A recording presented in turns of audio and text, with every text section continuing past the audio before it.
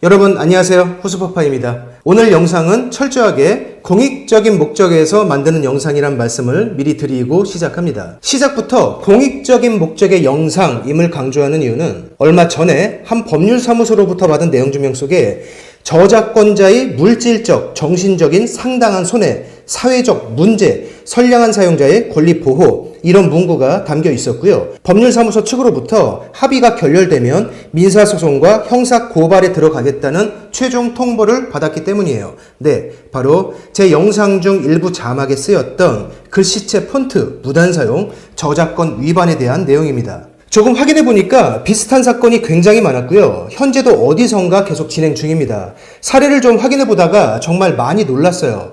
물론 저작권은 당연히 보호받아야 하고요. 저작물 사용에는 합당한 대가를 지불해야 한다고 생각합니다. 하지만 폰트 저작권 위반으로 합의를 받거나 또는 과한 금액으로 합의를 못 봐서 고소 고발로 이어진 사람들, 이건 좀 너무한 것 아닌가 싶은 사례들이 굉장히 많았어요.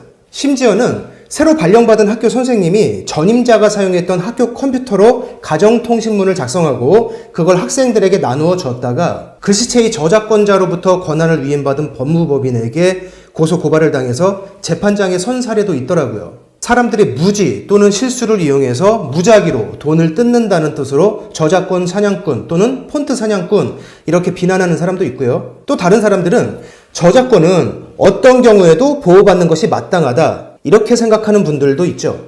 저희 경우에는 초창기 몇 개 영상이 자막이었고요. 단순 실수에서 비롯된 것이긴 하지만 다시는 저와 같이 무지하고 무식해서 사회적 문제를 일으키는 문제아들이 발생하지 말자는 취지로 글씨체 폰트 저작권에 관한 이번 영상을 올립니다.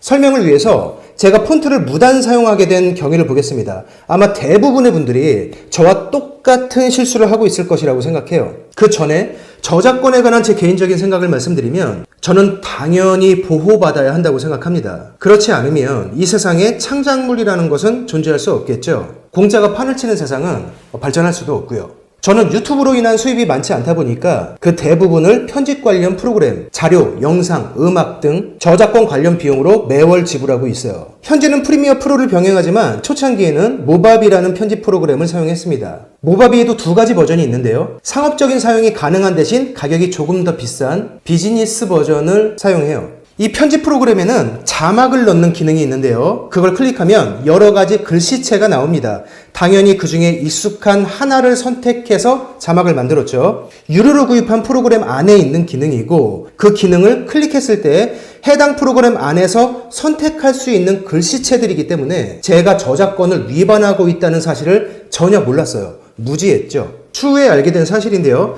편집 프로그램은 단순히 자막을 입힐 수 있는 그 기능만 제공하는 것이고요. 그 기능을 클릭했을 때 선택할 수 있도록 나오는 글씨체들은 그 프로그램이 깔려 있는 컴퓨터, 그 컴퓨터에 기존에 있던 글씨체들을 단순히 긁어오는 것 뿐이라는 것. 즉, 편집 프로그램을 유료로 사용하고 있더라도 그 속에 자막 기능에 나오는 글씨체들은 해당 프로그램과 전혀 상관이 없다는 것. 제가 이걸 몰랐던 거죠. 편집 프로그램을 유료로 사용하기 때문에 그 프로그램 안에서 표현되는 모든 것을 사용할 정당한 권리가 있다고 오해했던 거예요. 그리고 해당 법률사무소는 저와 같은 사람들의 영상, 블로그, 기타 문서들을 확인하고 그 사람들의 주소지를 조사해서 내용 증명을 보내고 있었던 거죠.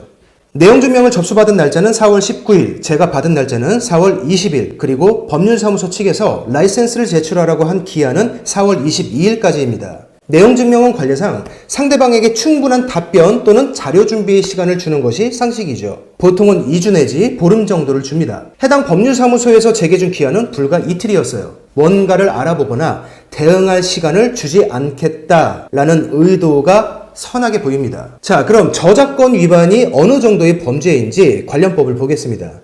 저작권 위반에 대한 벌칙은 저작권법 제136조부터 138조까지 3개의 조문에 명시되어 있어요. 그 중에 맨 처음 나오는 제136조 제1항에는 5년 이하의 징역 또는 5천만 원 이하의 벌금에 처하거나 이를 병과할 수 있다 이렇게 명시되어 있죠.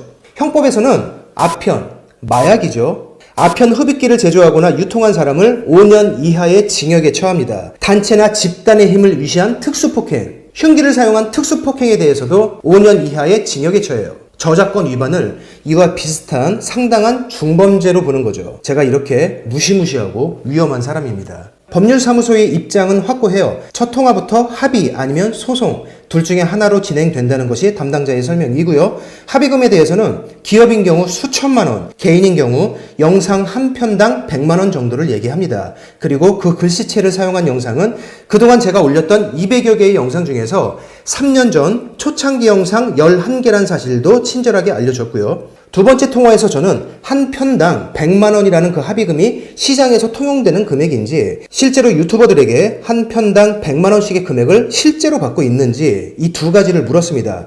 몇 번의 동일한 질문 끝에 법률사무소의 담당자는 시장에서 통용되는 금액을 얘기한 것이 맞고 실제로 유튜버들에게 그렇게 받고 있다 이렇게 답변을 해요. 개인 유튜버들이 실제로 편당 100만 원을 지불하는 게 사실이라면 그렇게 합의금을 받았던 근거를 제시해달라. 근거가 있다면 나 역시도 지불하겠다 이렇게 얘기했지만 당연히 근거는 제시하지 않죠. 이 모든 대화는 제 휴대폰에 녹음되어 있어요. 최종적으로는 단순 실수였던 점과 유튜브로 번 돈이 크지 않은 점, 그중 상당액을 기부한 저의 사정을 참작해서 유료 패키지 구매로 합의를 봐준다고 하는데요. 금액을 듣기도 전에 제가 말을 끊고 역으로 제 합의 조건을 제시했습니다. 여러 사례들을 통해서 이 흐름을 알고 있기도 했지만 3년 전 초창기 영상 몇 개를 제외하고는 그 글씨체를 사용하지 않았고요. 앞으로도 사용할 계획이 없기 때문이에요. 좀 더 솔직히 말씀드리면 대화를 해나가는 과정에서 물론 저희 실수인 것은 맞지만 그걸 감안해도 계산법과 요구 방식이 많이 잘못되었다 이런 생각이 들었기 때문이죠.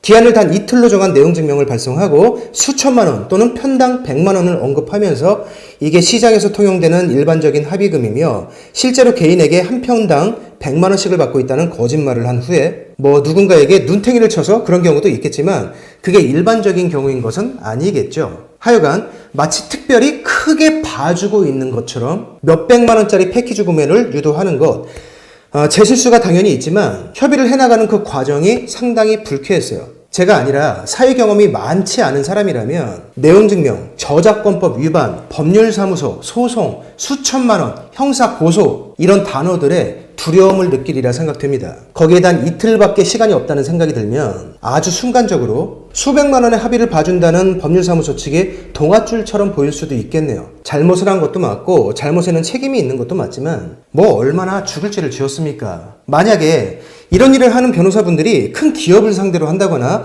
비록 개인일지라도 고의로 저작권을 위반하면서 상당한 이득을 취하는 뭔가 얄밉거나 좀 악질적인 사람들 그런 사람들을 상대로 하고 있다면 저도 박수를 보내고 응원을 했을 거예요. 하지만 이런 과정을 학생들, 초등학교 교사, 사회초년생, 가정주부들 이런 사람들에게까지 마구잡이로 하고 있다는 걸 알고 나니까 과연 이 사람들이 대한민국 법조인들 맞는가 이런 의문까지 듭니다. 제가 역으로 제시한 저희 합의 조건은 단순해요. 제시한 금액이 과도해서 그 조건으로 합의하기는 어렵고 현재 그 폰트를 사용하지 않기 때문에 패키지를 구입하지도 않겠지만 비록 실수였더라도 과거에 사용했던 것에 대해서는 정당한 대가를 지불하겠다. 상대방이 받았다는 정신적, 물질적 피해를 금액으로 환산해서 통보해주고 합당하다 판단되면 제시한 금액을 지불하겠다. 역시 거절을 당했습니다. 저에게 민사소송만 들어올지 형사 고소까지 함께 진행할지 내부적으로 협의한 후에 소장을 접수하겠다는 최종 답변을 받았어요. 다시 한번 말씀드리지만 저작권은 당연히 보호받아야 한다고 생각합니다. 하지만 이런 분들이 정말로 사회 정의를 실현하는 차원에서 이 일을 하고 있다면 저는 예외로 치더라도 대학생과 사회초년생, 갑부임한 학교 선생님, 가정주부들 혹은 고의가 아닌 실수로 저작권을 위반한 그런 사람들에게는 그게 잘못된 사용임을 먼저 경고한 다음에 합당한 사용 방법을 제대로 알려주고 1차적으로는 계도 차원에서 접근하는 것이 올바르지 않을까요? 그렇게는 하기 싫겠죠? 왜? 돈이 안 되니까. 내용 증명에 거창한 표현을 썼지만 좀 솔직해져 보죠. 어린 사람들이나 사회 경험이 적은 사람들이 겁을 먹고 잘못했다고 빌면서 코 묻은 돈을 바치니까 재미있나 봅니다. 티끌모아 태산을 만들고 계신 것을 보니까 옛 어른들 말씀을 정말 잘 듣는 훌륭한 어른으로 성장했네요. 존경스럽습니다. 해당 법률사무소 변호사분들께도 한 말씀 드릴게요. 제 영상을 훑어보고 계신 것을 알고 있으니까요. 저 역시도 개인적으로 몇몇 변호사분들과 친분이 있지만 그분들 중에서 이런 식으로 돈을 버는 분들은 없었습니다. 저작권, 당연히 지켜져야 할 중요한 가치예요. 하지만 레포트를 제출하는 학생, 초등학교 선생님의 가정통신문, 작은 용돈벌이로 블로그를 시작한 가정주부, 이런 사람들의 단순 실수를 이용해서 주소지를 뒷조사한 다음에 기한이 빠듯한 내용 증명을 발송하고 수천만 원의 금액과 형사 고소를 들먹이면서 겁을 준 다음에 결국 수백만 원짜리 패키지 팔아먹는 것을 조건으로 많이 봐주는 것이냐 합의를 유도하는 것, 그리고 그 돈에서 50만 원, 100만 원씩 성공보수를 챙기는 것, 법조인으로서 좀 급이 안 맞는 행동이라는 생각이 들지 않나요?